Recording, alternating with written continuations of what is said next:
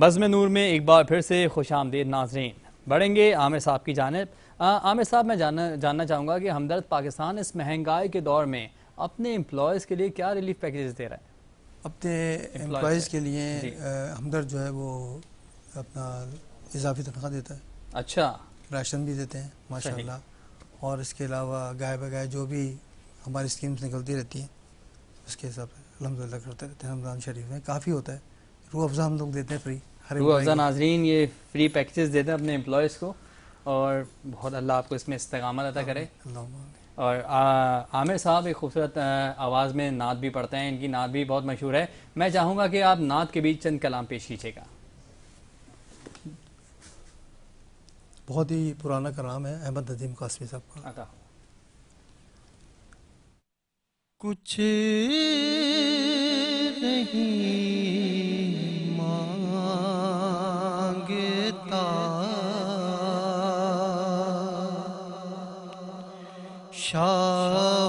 شاہوں سے یہ شیدا تیرا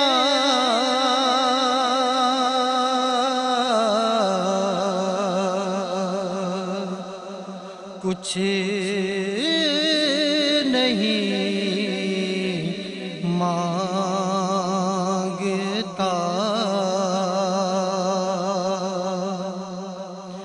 کچھ نہیں مانگتا شاہوں سے یہ شیدا تیرا اس کی دولت ہے فقط نقشے کفے پا تیرا اس کی دولت ہے فقط پورے قد سے جو کھڑا ہوں یہ کرم ہے تیرا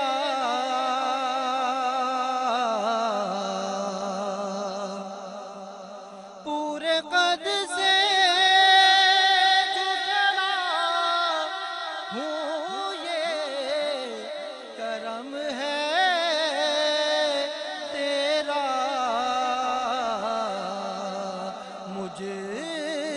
جھکنے نہیں دیتا یہ سہارا تیرا مجھ کو جھکنے نہیں دیتا یہ سہارا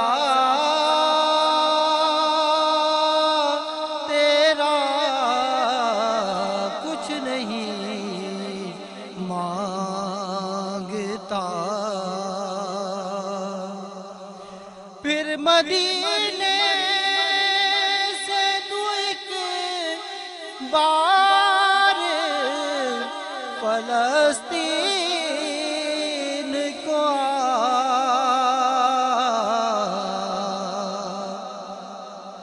پھر مدینے سے تو ایک بار فلسطین کو راستہ تکتی ہے مسجد اقصی تیرا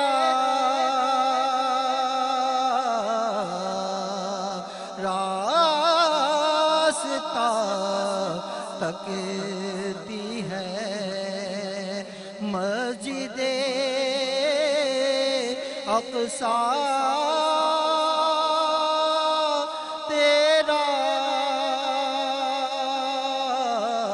کچھ نہیں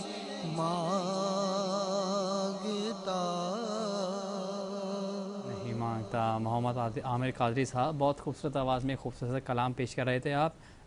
مائک آگے دیجیے گا.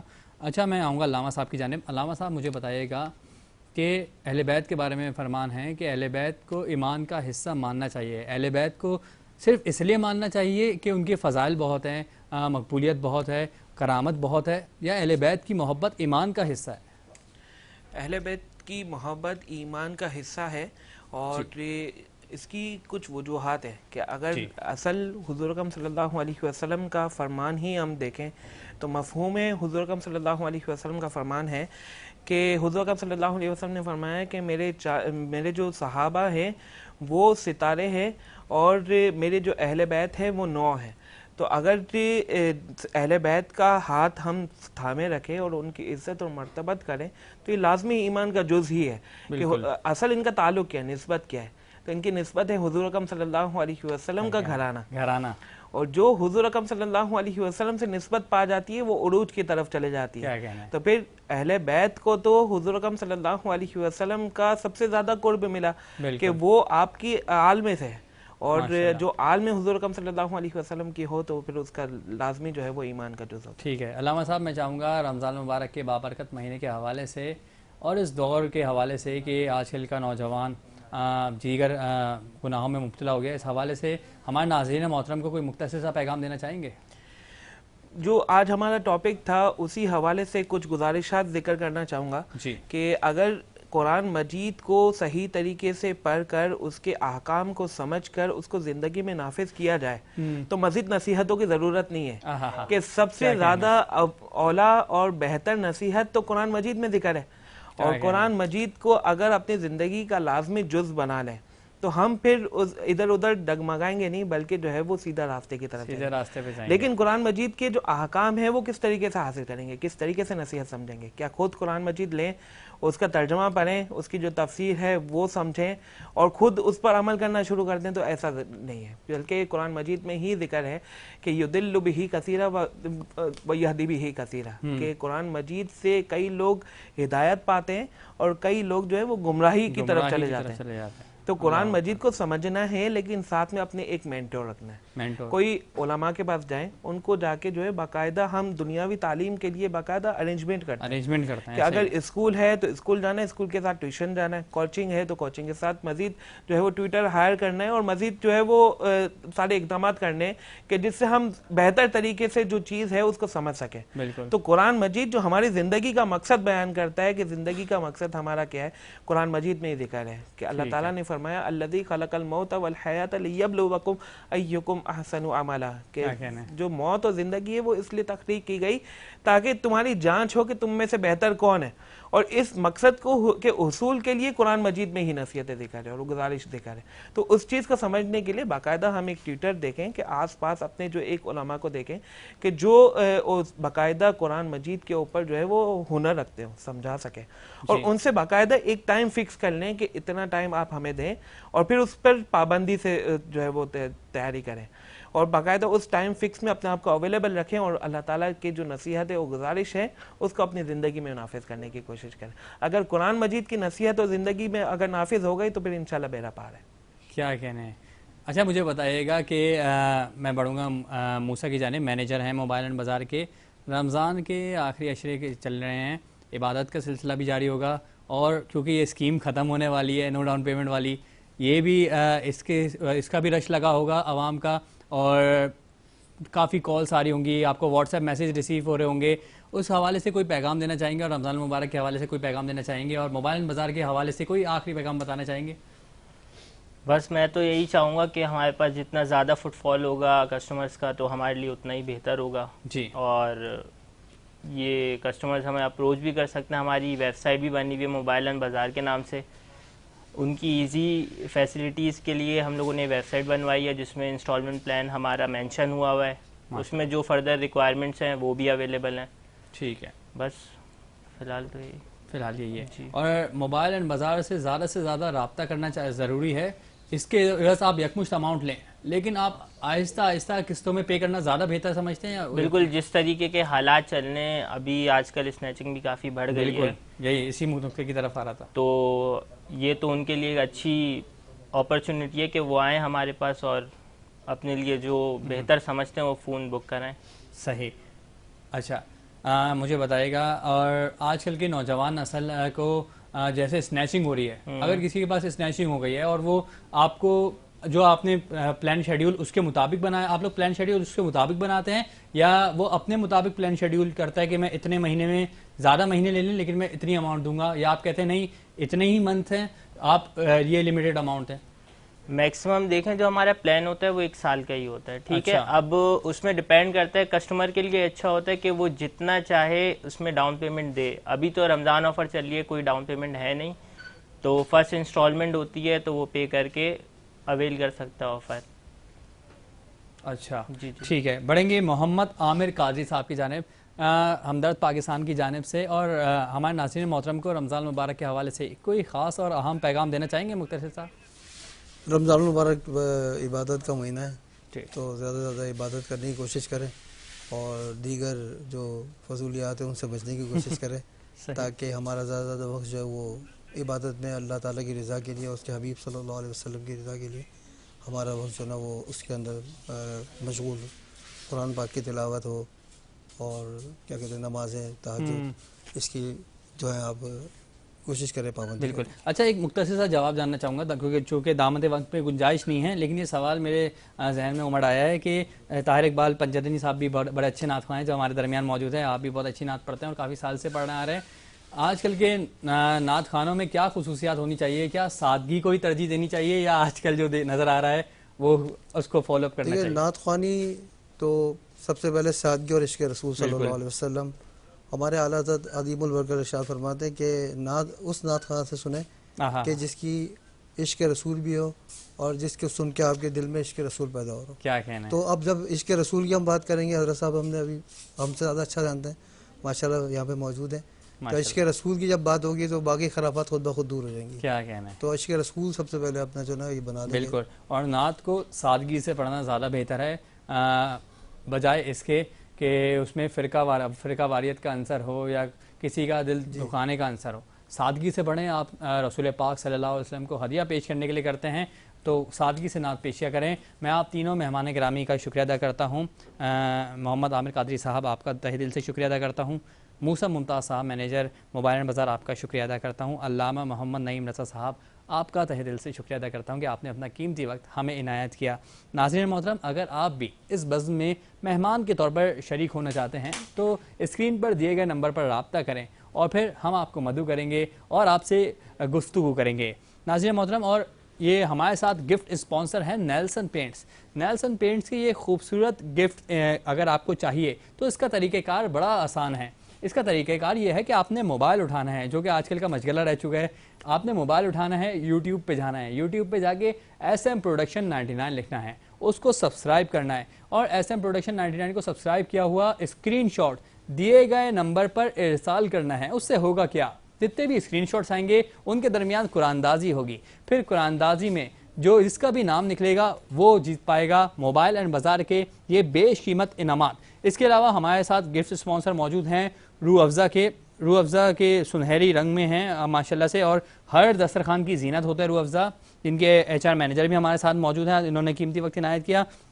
اس کے علاوہ ہمارے پاس ریڈی میڈ پروڈکٹس ہوتے ہیں گفٹ اسپانسر کے طور پر Q&N کے کمال کے ریڈی میڈ پروڈکٹس ہوتے ہیں, اور جن کے مینیجر ہمارے ساتھ اس بزم میں آج ہیں وہ ہیں موبائل اینڈ بازار. موبائل اینڈ بازار ہمارے پراؤڈ اسپانسر ہیں, جیسا کہ موسیٰ نے بھی بتایا کمال کام کر رہے ہیں. اگر آپ کو کوئی بھی موبائل فون چاہیے, لیپ ٹاپ چاہیے, گیجٹس چاہیے یا الیکٹرانک اپلائنسز چاہیے یا دوسرے آؤٹ لیٹ سے الیکٹرانک اپلائنسز چاہیے, آپ نے موبائل اینڈ بازار کو بتانا ہے گویا آپ نے موسیٰ ممتاز کو اور صفان کو بتانا ہے. صفان یا موسیٰ ممتاز آپ کے عوض اس دوسرے الیکٹرانک آؤٹ لیٹ پر بھی یکمشت اماؤنٹ دیں گے اور آپ نے ڈاؤن پیمنٹ کے بعد رفتہ قسطوں میں وہ پیمنٹ ادا کرنی ہے. ایسا ہی ہے. اور ابھی رمضان کی خصوصی آفر چل رہی ہے, جیسا کہ موسیٰ نے بھی بتایا کہ نو ڈاؤن پیمنٹ, یعنی کہ آپ نے کوئی ڈاؤن پیمنٹ نہیں کرنی اور کچھ ہی دن باقی رہ گئے ہیں. اس سے زیادہ استفادہ حاصل کریں. موبائل اینڈ بازار کا نمبر بھی ہماری اسکرین پر چل رہا ہوگا اور موبائل اینڈ بازار کی ویب سائٹ ہے www.mobileandbazaar.com. اور اسی کے ساتھ اس بزم کا وقت اپنے اختتام کو پہنچا. دوبارہ حاضر ہوں گے کل نئے مہمانوں کے ساتھ, نئے نعت خوانوں کے ساتھ، نئے عنوان کے ساتھ. اس سے پہلے آپ کو سنوائیں گے طاہر اقبال پنجتنی کی خوبصورت آواز میں ایک خوبصورت سا کلام. جی طاہر صاحب. وطن میرا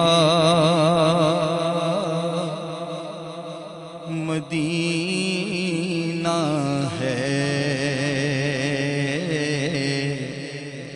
مجھے مت بے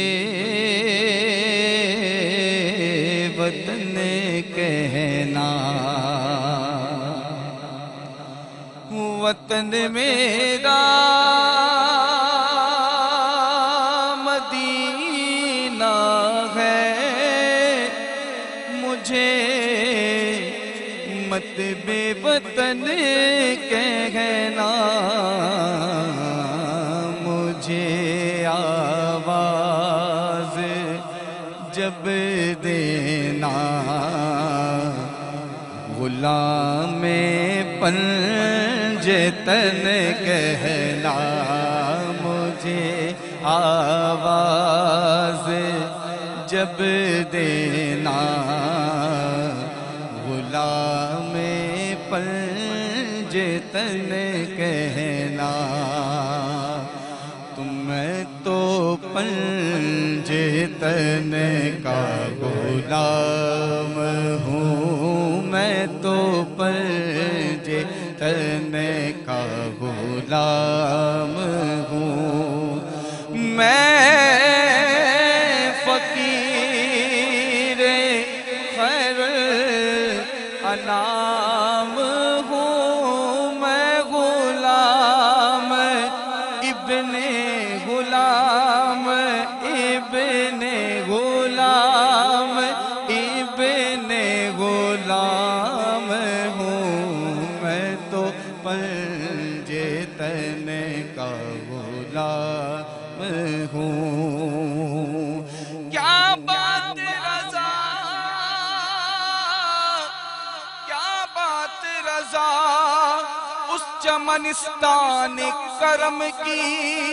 زہرا ہے کلی جس میں حسین اور حسن ہے پھول. میں تو پنجتن کا غلام ہوں. دوائے درد اسیا پنجتن کے در سے ملتی ہے، زمانے میں یہی مشہور ہے. دارالشفا والے جب کسی نے وطن پوچھا تو حضرت نے فرمایا کہ مدینے والے کہلاتے تھے، اب ہیں کربلا والے. ہزاروں میں 72 تھے تسلیم و رضا والے. حقیقت میں خدا ان کا تھا اور وہ تھے خدا والے. یہ نعرہ حر کا تھا جس وقت فوج شام سے نکلے. ارے یوں نکلتے ہیں جہنم سے خدا والے. حسین ابن علی کی کیا مدد کر سکتا تھا کوئی؟ ارے وہ خود مشکل کشا تھے اور تھے مشکل کشا والے. ہوا کیسے تنے سے وہ سر جدا، جہاں عشق ہو وہی کربلا. میری بات انہی کی بات ہے، میرے سامنے وہی ذات ہے، وہی جن کو شیر خدا کہیں، جنہیں باب صلی اللہ کہیں، وہی جن کو آل نبی کہیں، وہی جن کو ذات علی کہیں، وہی پختہ ہے. میں تو خام ہوں، میں تو पंजे तने का गुलाम हूँ। मुझ पे कितना नियाज़ी करम हो गया हिंदी भाई, मुझ पे कितना नियाज़ी करम हो गया, दुनिया कहने लगी पंजे तन का गदा।